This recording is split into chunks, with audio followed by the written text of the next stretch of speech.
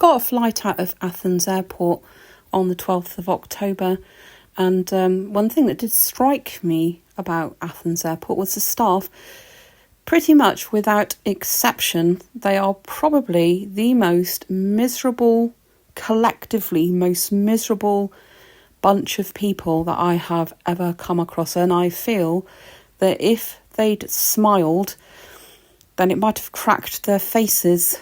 Who was rude? Well, British Airways check-in, the guy that was behind the desk, I mean, he was actually huffing and puffing. He had a great level of displeasure, or he seemed to, at seeing us there, despite the fact that there were two desks, each with a member of staff sat there, and we were the only people at those desks. So he was particularly miserable.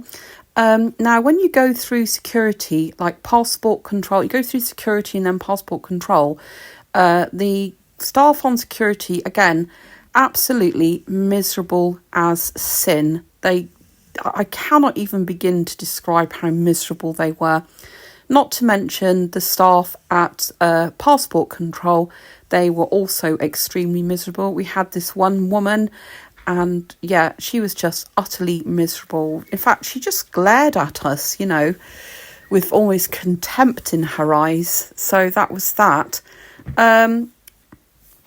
Now, here's the duty-free. The duty-free, I'm going to tell you, is in many ways, in my opinion, not worth visiting for the simple reason that most of the stuff that they sell in here, you can get cheaper in the UK. Now, they did have a stand with Corez products on it, and I do buy Corez products, but you know what?